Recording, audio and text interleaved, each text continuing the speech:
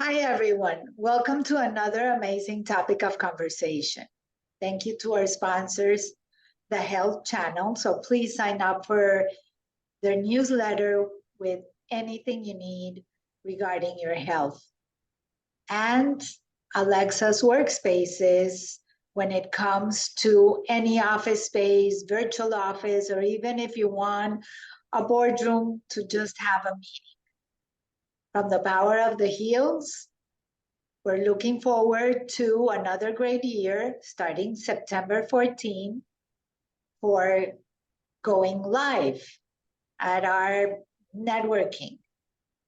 And stay tuned for our live TV show, El Poder de los Tacones. So welcome. Thank you. Today, we're having a very different conversation because there are people who believe in recycling, climate change, sustainability, which are part of the SDGs or the sustainable goals created by the United Nations. And Yadira today has an amazing story to tell and some of the services that I had no clue existed. So let's start with what's an environmental concierge? Yeah, so thank you so much, Gladys, for having me. An environmental concierge basically just serves as a one-stop shop for sustainable solutions.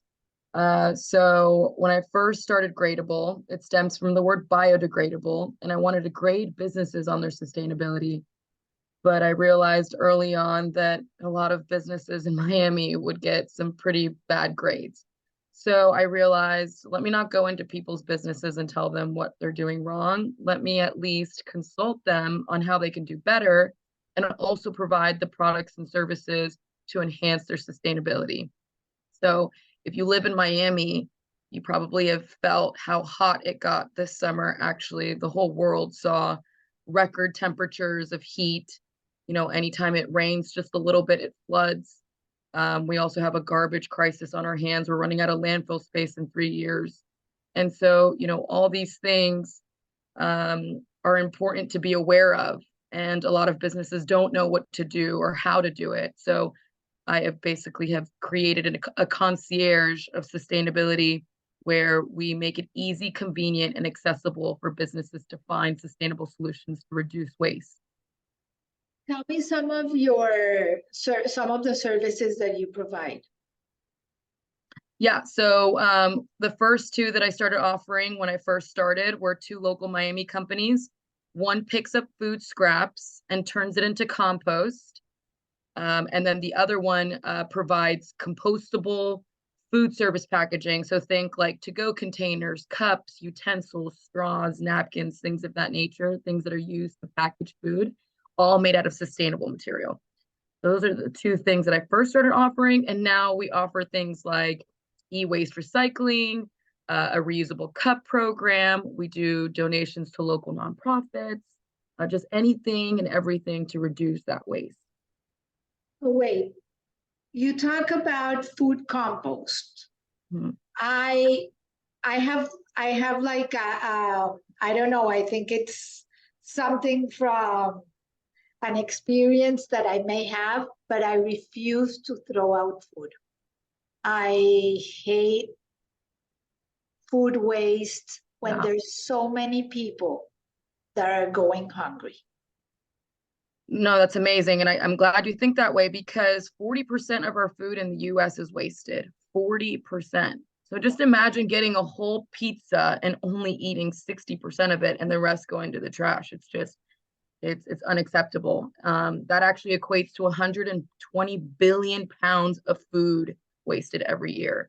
And so that's amazing that you do that, Gladys, because we need more people to think like you.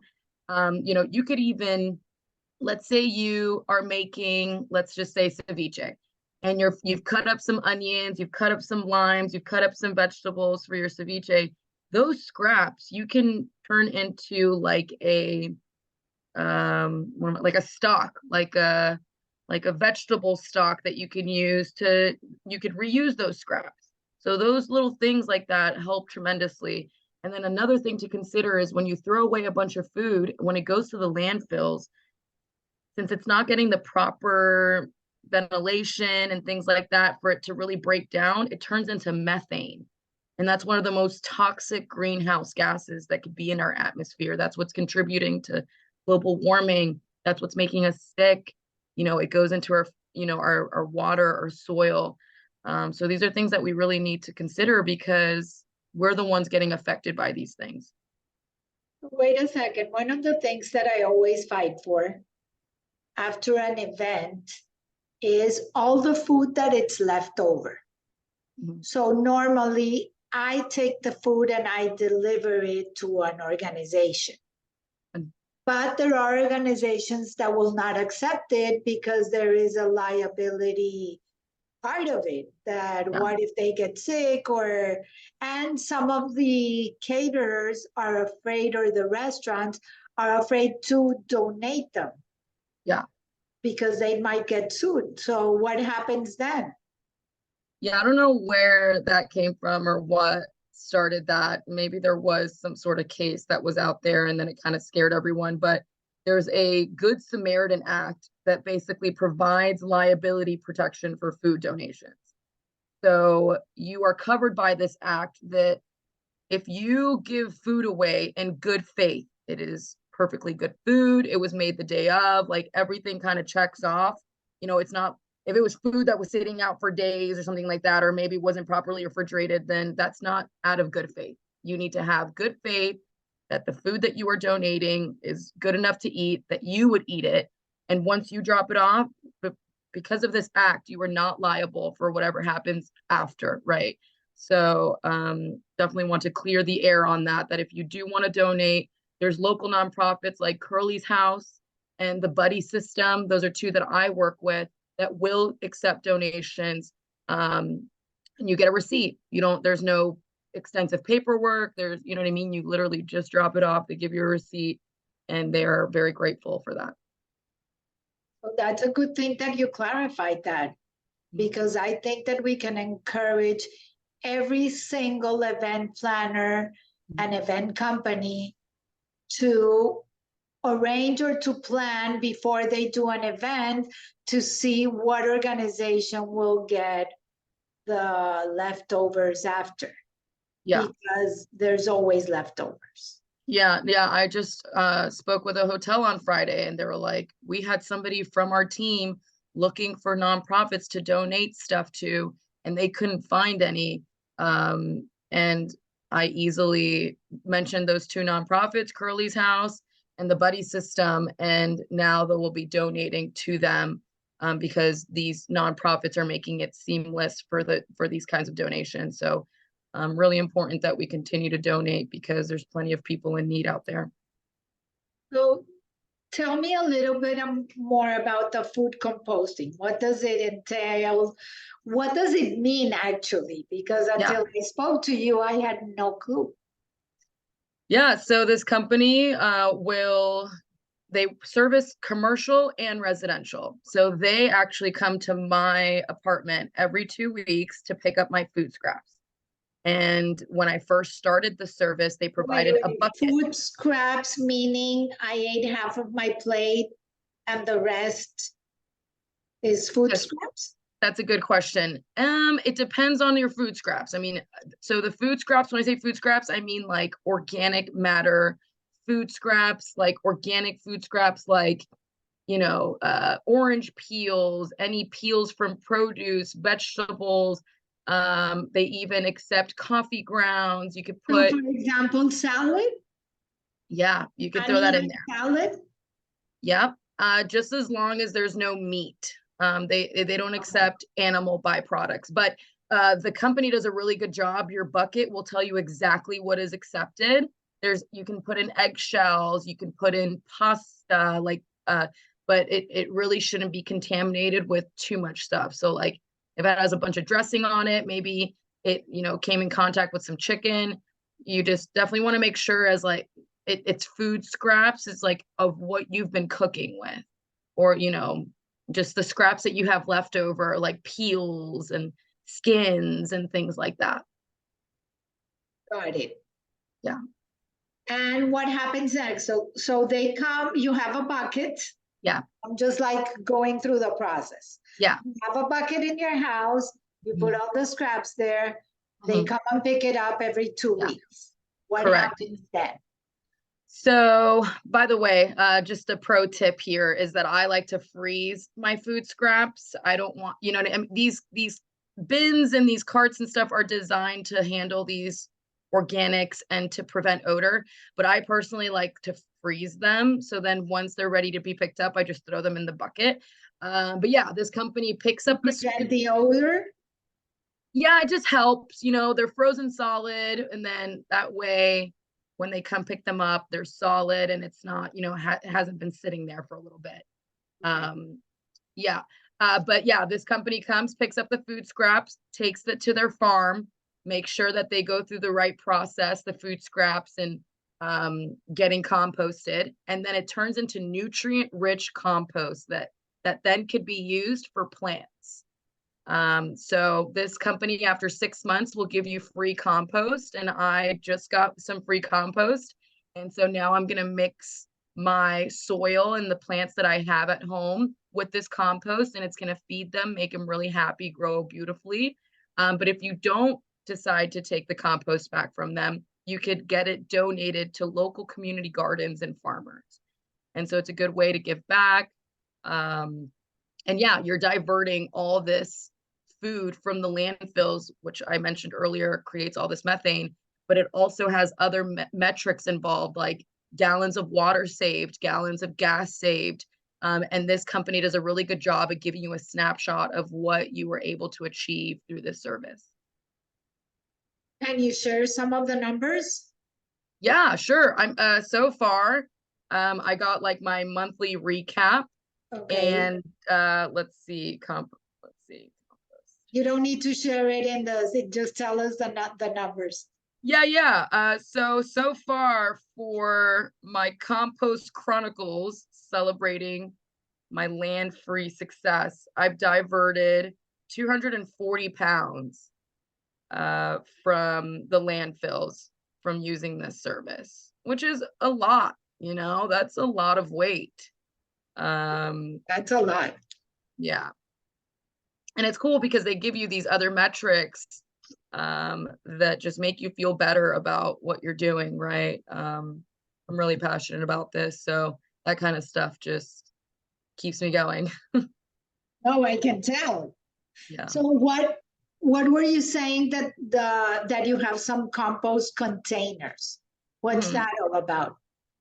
So they give you these buckets. Just think of like a paint bucket. You know, it has that lid on it, but this one is bright pink. It's like a Barbie pink, with like a green lid. So it's really bright. It has that list of what you can compost on it. That way, if you have, you know, if you're confused, you know what to put in it and what not. And yeah, they give you a fresh one each time. So when I put the one outside with all the food scraps, the driver comes, picks it up, and replenishes me with a brand new one, clean and with a compostable bag inside. Can you take a picture of your plants, the before and after? Sure. So we can follow up with you and see, I don't know, maybe we How they can do look. something really cool. Yeah, absolutely. If they grew more, if they grew faster, Yeah. I don't know. Maybe like follow up on an Yeah, actual garden. if you were to smell this compost after it's done and ready to go, it's earthy, it's clean, like, and it's wild that food scraps, right, that you normally throw away and not care about would be transformed into something so beautiful that helps, you know, our planet, right? Because there's a lot going on in our food system with like pesticides and herbicides, and they're basically killing the earth. And so this kind of stuff just gives that, it regenerates, you know, how things should normally be, you know. We just, as humans, are just pretty bad about just kind of ruining the, you know, whole planet we live in. yeah, and just the integrity behind it. We should just leave things as they are and how they should be, and we just try and like do too many things. So this kind of just goes back to how we should be doing things. What do you tell the people that don't believe in climate change? I have a good answer for that. If you live in Miami, there is no way that you do not believe in climate change. I lived in Miami 10 years ago, and I can see the difference. I didn't live there the whole 10 years, but now that I've moved back, how could you not see it? I mean, our ocean temperatures just reached boiling temperatures. They've reached 101 degrees for the first time ever in history. And it killed our coral reefs. It caused 100% mortality rate for our coral reefs. You can look this up on the internet. It's all over the news. When it rains just a little bit, it floods. The storms are getting stronger. The heat, I mean, the list goes on and on. So it's not even about whether you believe it anymore. Now you see it, and now you're feeling it. And it's only going to get worse. This summer is the coldest summer for the rest of our lives. And if people don't wake up, then at least there's people like me that, you know, and there's balance the whole thing. Well, there's a beautiful climate community in Miami, and we're big, and we're growing because people are becoming more aware. So, well, I remember my biggest impact was about like 20 years ago. I went to Alaska. And my memory of Alaska when we went was that all the mountains were white, the snow. We were in the middle of the summer, but the glaciers and everything, like my memory was all this white landscape.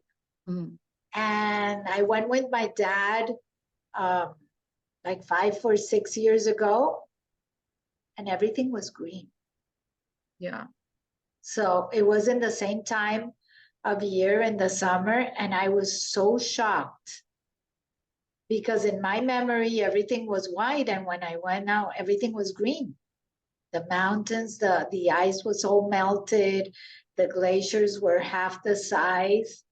That I was okay, if anybody really doesn't believe in this, they should come and see it. It's like the before and after. Well, you can see it in Miami. You can feel it now in Miami. You know what I mean? Like you see the trash in the ocean. You feel how hot it is. I mean, this summer I haven't been able to be outside. I could feel my skin stinging from the heat, you know, and so many people die from dehydration and from heat strokes and stuff. Like it's not a matter of whether you believe it or not anymore. You're going to definitely start to see it. But one of the things that I hadn't realized is, for example, a friend of mine said that she had to walk her dog at 6 a.m. And I go, why at 6 a.m.? She said, because at 6 a.m. and I don't know how I'm going to do it. I'm trying to figure out the shades because they are burning their paws. Yes, I'm so glad you mentioned concrete. The concrete is so hot. Yes. That they're burning. Have you seen the videos where people literally crack an egg on the sidewalk in Arizona and it cooks it? Correct. That's what it's doing to their paws. We used to make fun of it when we were little. Yeah. About cracking an egg in the street, that it was really hot, but now it's actually happening. They're not, yeah, so they're not calling it global warming anymore. They're calling it global boiling. Oh, okay. Yeah. So tell me about your reusable cup program. What's that? So this is a great way to not only reduce single-use plastic cups, but another great way to generate revenue. So this reusable cup program that I offer, let's say you are at a music festival, creative, and you go get a drink. You'll get the drink in a reusable cup, and you'll get charged an extra $2. It's a deposit, just a deposit. So you're drinking your drink, and then when you come back to the bar with that same cup, you're not going to get charged that $2 deposit. You're just going to get your new drink in a new cup and return the old one. Now, at the end of the night, you can go back and return the cup and get your $2 deposit back. But if you don't, and let's say you decide to keep it as a souvenir cup, then you throw it away. Or if you throw it away, you're going to keep getting charged that $2 if you keep going back to the bar without that cup. Does that make sense? No, it makes a lot of sense. What happens with the $2? Does it get donated or? Yeah, so it depends on the company. So they could either give $2 towards food credit, $2 towards a future drink. It just depends on how you want to set it up as the deposit system. But the whole thing behind it is to bring awareness to the attendees and the guests that you need to return the cup in order to not get that charge every time. And trust me, it's either you don't care and you just keep getting the charge of $2, or you do care and you come back with your cup and you don't get the charge of $2. But there's just so many benefits to it. It's bringing awareness to the attendees, it's enhancing sustainability, and it's generating revenue. Can you give us an example? Are people really doing this? Yeah.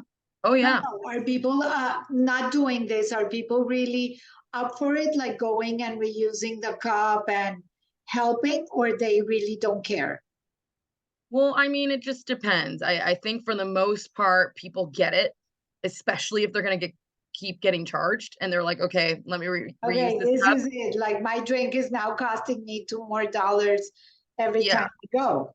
Yeah. I mean, here in Miami, our drinks and cocktails are already $15, $16. So an extra $2. I mean, but still, it still brings awareness, and it gives out that message.